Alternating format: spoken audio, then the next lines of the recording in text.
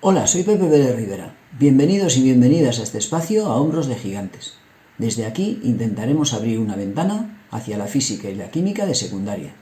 Si la propuesta te parece interesante, ánimo y vamos al lío.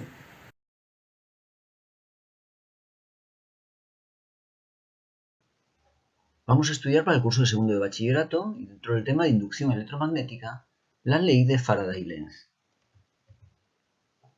Analizaremos el flujo del campo magnético como el número de líneas de fuerza que atraviesan una determinada superficie. Ese flujo viene dado por la integral extendida para toda la superficie de trabajo del producto escalar de la magnitud de la intensidad de campo, el vector de inducción magnética, por el diferencial de S.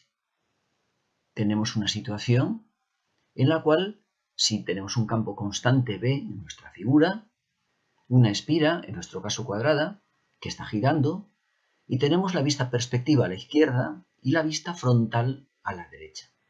Como podemos observar, en la vista frontal, a medida que la espira va girando, constatamos que el número de líneas de fuerza que la atraviesan está disminuyendo.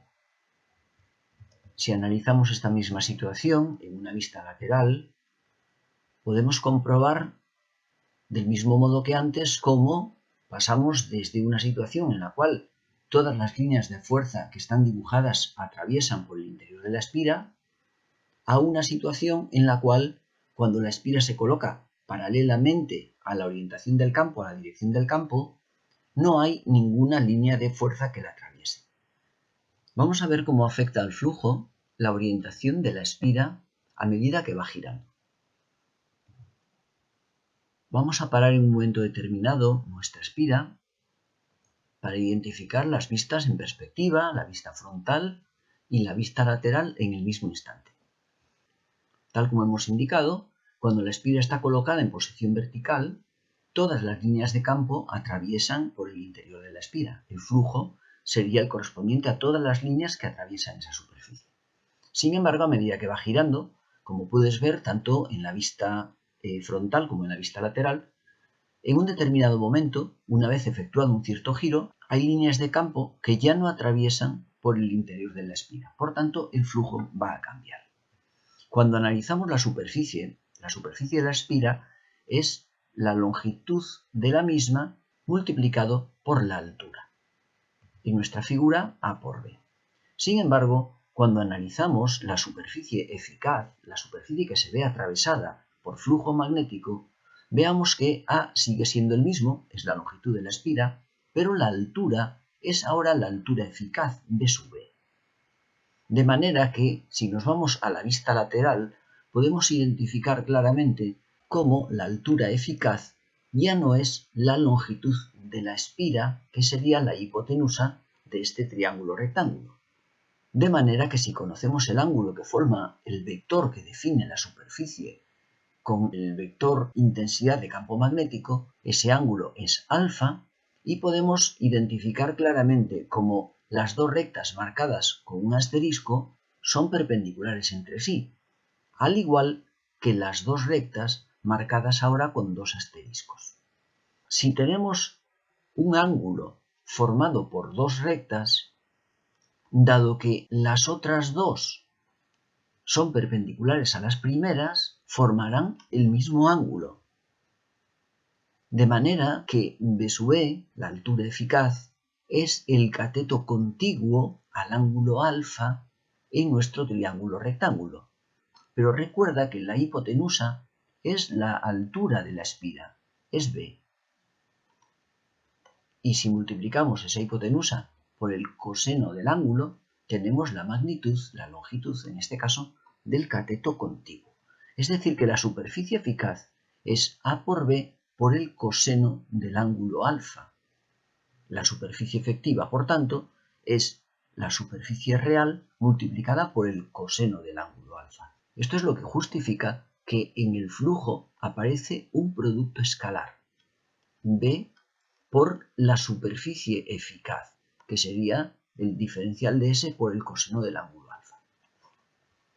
A continuación, estudiaremos la ley de Faraday teniendo en cuenta todos los elementos que hemos visto hasta el momento.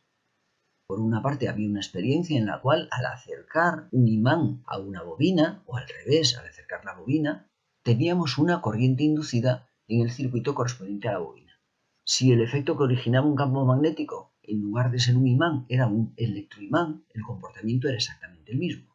Si se aproximaba el agente inductor, la bobina en este caso que producía el campo magnético, en la segunda bobina se producía una corriente eléctrica.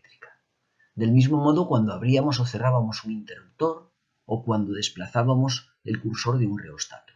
También encontrábamos una corriente inducida en el momento en el cual en una espira variaba la superficie. El elemento último común a todas estas experiencias es que varía el flujo magnético que atraviesa la espira. Con lo cual estamos ante la ley de Faraday.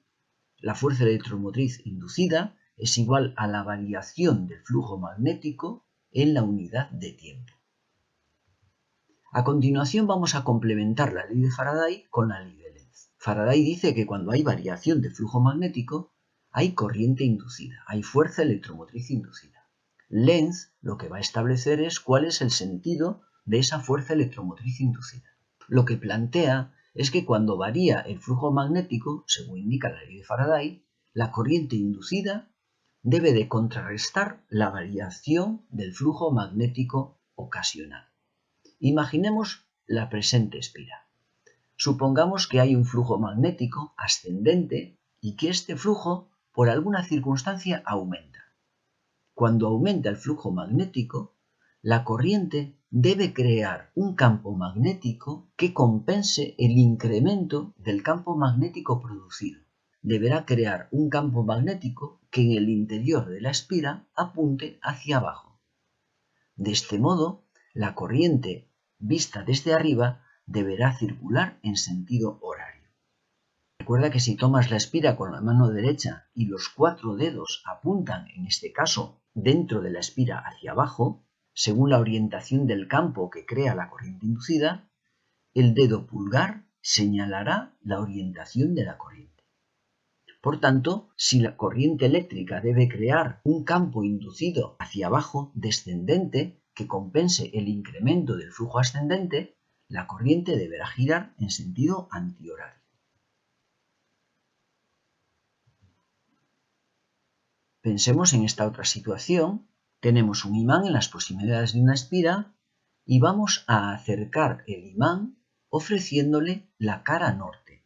Si analizas el comportamiento de las líneas de fuerza, recuerda que las líneas de fuerza por fuera del imán salen de la cara norte y van en busca de la cara sur.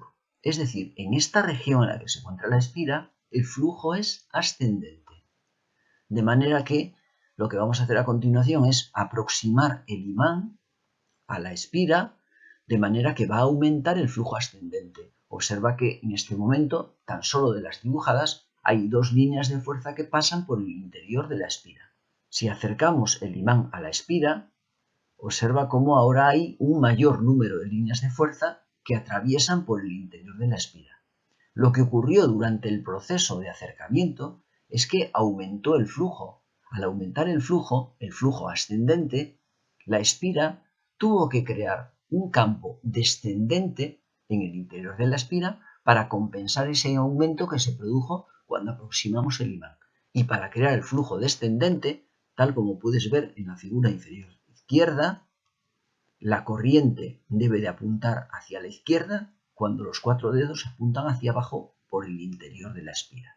Es decir, si el campo inducido apunta hacia abajo, la corriente girará en sentido horario cuando la vemos desde la parte superior de la espira. Veamos a continuación qué ocurre en el caso contrario. Supongamos que tenemos en nuestra espira un flujo ascendente y disminuye. Supongamos que ocurre esta situación. Si disminuye el flujo, la espira va a intentar aumentar el flujo que disminuyó por el efecto externo, con lo cual va a intentar crear un campo que apunte hacia arriba.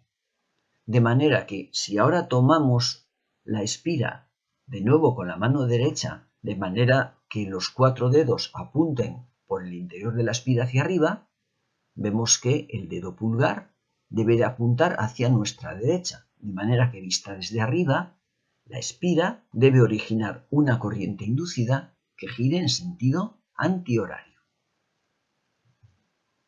Veamos en nuestro caso lo que ocurre cuando tenemos nuestro imán en las proximidades de la espira y ahora retiramos el imán, alejamos el imán, de manera que seguimos ofreciéndole la cara norte.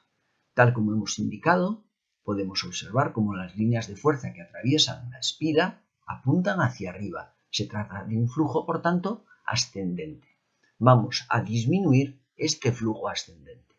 Lo que va a ocurrir durante el proceso de alejamiento, mientras dure la disminución de flujo, es que se va a crear una corriente inducida que origine un flujo hacia arriba para compensar la disminución que estamos provocando al retirar el imán. Como puedes ver, durante el proceso de alejamiento se produce una corriente inducida que, vista desde arriba, gira en sentido antihorario, tal como hemos indicado. Por supuesto, una vez que detenemos el imán, el flujo es constante y desaparece la fuerza electromotriz inducida. La fuerza electromotriz inducida y, por tanto, la corriente inducida tan solo se manifestarán durante el proceso de variación de flujo, tal como dicta la ley de Faraday. Y es el momento de justificar la presencia del signo menos en la ley de Faraday. Vimos que la fuerza electromotriz inducida era menos la variación de flujo magnético en la unidad de tiempo. Ese signo menos hace referencia a que la fuerza electromotriz inducida se va a oponer a la variación de flujo. Veamos a continuación la situación en la cual tenemos una espira de superficie variable. Supongamos que tenemos un conductor en forma de U y sobre este un segundo conductor móvil en contacto con el primero en los dos puntos. De manera que a lo largo del circuito cerrado se puede crear una corriente inducida. Veamos qué ocurre cuando movemos esta barra hacia nuestra derecha. Durante el tiempo en el cual existe movimiento, durante el tiempo en el cual se desplaza la barra vertical, existe corriente inducida, hay fuerza electromotriz inducida. Observa que inicialmente no la hay, mientras perdura el movimiento sí hay intensidad de corriente inducida y una vez que se detiene, de nuevo la intensidad de la corriente inducida desaparece. Veamos qué es lo que ocurre. Vamos a imaginarnos una situación en la cual tenemos una longitud L y un desplazamiento de nuestra barra diferencial de X. La fuerza electromotriz inducida según la ley de Faraday-Lenz será menos la derivada del flujo magnético con respecto al tiempo, la variación del flujo magnético a lo largo del tiempo. Pero este flujo es el producto escalar de B por diferencial de S. El vector diferencial de S es perpendicular a la superficie que representa y por tanto tiene la orientación del campo. De manera que podemos escribir el módulo de B por el módulo del diferencial de S por el coseno de 0 grados. El diferencial de S, superficie, es L por diferencial de X. La longitud de la base en nuestra figura es diferencial de X y la altura es L. De modo que si lo llevamos a la expresión de la ley de Faraday, tenemos el signo menos, la intensidad de campo, L, y la derivada de X con respecto al tiempo. Pero la derivada de X con respecto al tiempo es la velocidad, de manera que la fuerza electromotriz inducida sería menos V por L por la velocidad. A mayor velocidad, mayor variación de flujo y por tanto mayor fuerza electromotriz inducida. A menor velocidad, el flujo varía más lentamente y por tanto la fuerza electromotriz inducida será más pequeña. Si el flujo magnético es constante, la fuerza electromotriz inducida será nula. Si varía con el tiempo, habrá fuerza electromotriz inducida. Cuando el flujo aumenta, la fuerza electromotriz inducida deberá crear un campo en sentido contrario al original para compensar el aumento y provocar una disminución. Si el flujo disminuye, la fuerza electromotriz inducida deberá crear un campo en el mismo sentido para incrementar el flujo que acaba de disminuir. La espira va a tratar de mantener constante el flujo que la atraviesa. Podríamos hablar de una especie de inercia electromagnética, de manera que la espira va a tratar siempre de mantener el flujo de forma constante. Veamos en los siguientes ejemplos ¿Cuál es el sentido de la corriente inducida? Tenemos una espira, un imán, ten en cuenta que le ofrece su cara sur y vamos a aproximar el imán a la espira. Observa que el flujo en esa región es un flujo ascendente. Ten en cuenta que las líneas de campo salen de la cara norte y entran por la cara sur, con lo cual en esta zona está entrando, el flujo asciende. Y lo que estamos haciendo al aproximar el imán es aumentar el flujo hacia arriba, el flujo ascendente. La fuerza electromotriz, para compensar el flujo ascendente, creará un flujo descendente hacia abajo. Y para poder crear un flujo descendente hacia abajo, la corriente inducida en la espira deberá circular vista desde arriba en sentido horario. Veamos a continuación este otro ejemplo. Ahora vamos a alejar el imán de la espira. De nuevo, ten en cuenta que el flujo, una vez más, es ascendente, de manera que estamos disminuyendo el flujo ascendente. Antes había líneas de fuerza que atravesaban la espira, ahora no. Por tanto, si lo que hacemos es disminuir el flujo hacia arriba, el flujo ascendente, la espira deberá crear una corriente inducida que genere un flujo hacia arriba, ascendente, un campo ascendente, de manera que esta corriente inducida, de nuevo vista desde arriba, deberá girar en sentido antihorario. Veamos a continuación qué es lo que ocurre cuando aproximamos el imán, pero ahora ofreciéndole la cara norte. Ten en cuenta que ahora el flujo en esta región es descendente. Las líneas de fuerza apuntan hacia abajo, dan la vuelta y a continuación vuelven al imán a través de su cara sur, con lo cual el flujo es descendente. Lo que vamos a hacer al aproximar el imán es aumentar el flujo descendente, el flujo hacia abajo. Si aumentamos el flujo hacia abajo, la fuerza electromotriz deberá crear un flujo hacia arriba que compense el incremento de flujo descendente. Y por tanto, si apunta hacia arriba, la corriente que la genere deberá girar vista desde arriba en sentido antihorario. Y por último, analizaremos la posibilidad en la cual vamos a alejar el imán que está ofreciendo a la espira su cara norte. De nuevo, observa que el flujo es descendente, sale de la cara norte y en esta región apunta hacia abajo, con lo cual flujo descendente que va a disminuir. Si disminuye el flujo hacia abajo, la espira intentará crear un flujo hacia abajo, un flujo que aumente la disminución producida al retirar el imán. Por tanto, si el flujo debe de apuntar hacia abajo, vista desde arriba, la corriente inducida deberá girar en sentido horario. Y es todo en esta ocasión. Si te pareció interesante la propuesta, nos vemos caminando entre la ciencia, como siempre, subidos a hombros de gigantes.